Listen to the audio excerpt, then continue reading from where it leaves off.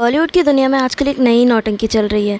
दीपिका पादुकोण की PR team ने अलग ही आग लगा रखी। देखो यार, बॉलीवुड में सबकी पीआर टीम काफ़ी एग्रेसिव होती है। सारे बड़े बड़े एक्टर्स होते हैं, उनकी पीआर टीम काफ़ी एग्रेसिव होती है अपने एक्टर की इमेज को क्लीन रखने के लिए।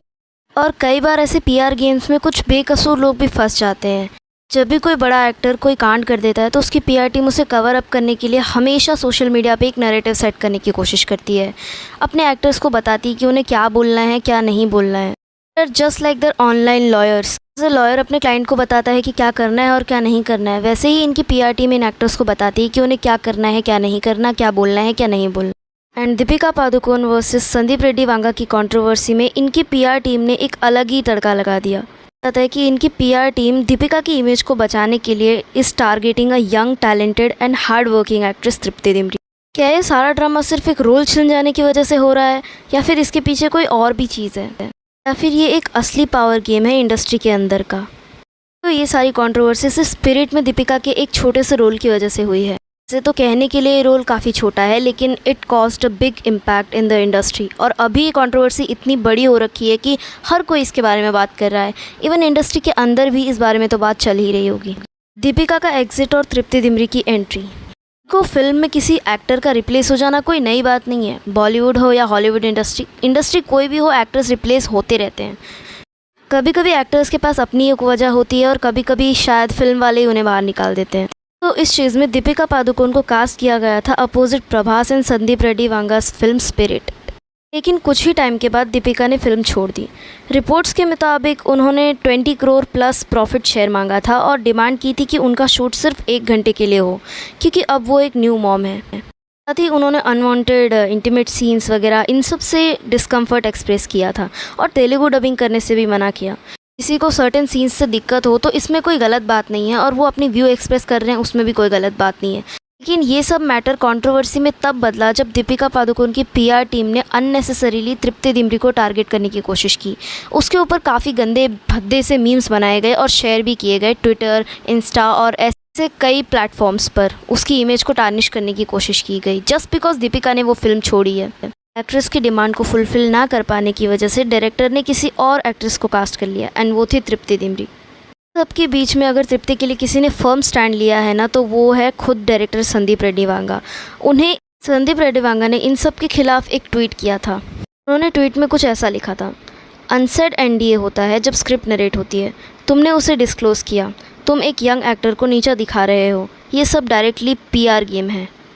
ट्वीट क्लियरली किसी का नेम मेंशन नहीं करता है, लेकिन सब समझ ही जाते हैं कि उंगली किसकी तरफ उठ रही है।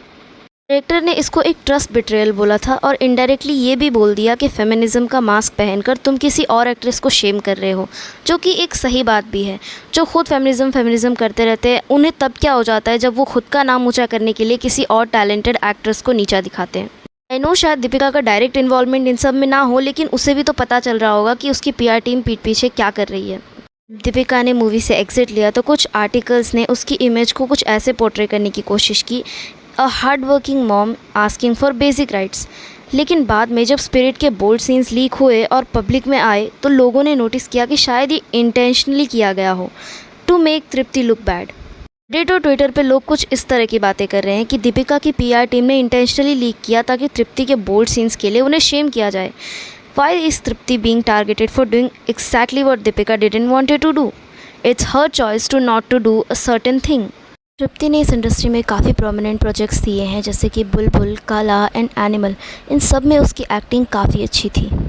स्पिरिट के लिए तृप्ति को रिपोर्टेडली 6 करोड़ रुपीज़ मिल रहे हैं, करियर का बिगेस्ट पे चेक। लेकिन अब उसको बोल्ड सीन्स के लिए स्लट शेम किया जा रहा है। ये इंडस्ट्री का कितना बड़ा डबल स्टैंडर्ड है। ये कंट्रोवर्सी इतनी बड़ी हो गई थी कि इंडस्ट्री के लोग भी रिएक्शंस दे रहे थे। एक मदर को काम की हवस डिसाइड करने का राइट होना चाहिए, लेकिन इंडस्ट्री भी स्प्लिट है। एक साइड बोलती है कि वांगा मिसोजिनिस्ट है, दूसरी तरफ बोलते हैं कि ये सारी गलती पीआर टीम की है।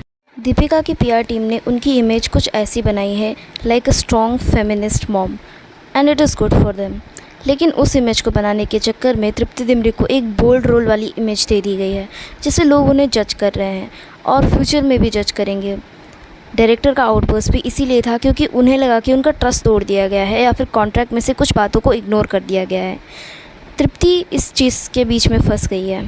She is just doing her job. Bollywood आज का हो या कल का हो, पीआर गेम सबका सेम ही है। पीआर गेम ज़्यादा पावरफुल हो चुका है एक्टिंग से।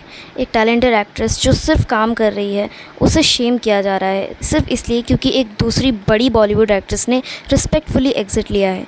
ये कंट्रोवर्सी हमें एक रिमाइंडर देती है कि बॉलीवुड सिर्फ एक्टिंग नहीं, पावर का गेम भी खेलता है। उस इंडस्ट्री में जितना ज़्यादा पावरफुल, उसका उतना ही दबदबा होगा। पूरी कंट्रोवर्सी में आपका क्या टेक है? क्या दीपिका की पीआर टीम गलत है? क्या तृप्ति के साथ अनफेयर हो रहा है? कमेंट सेक्शन में अपना ओपिनियन ज़रूर लिखना।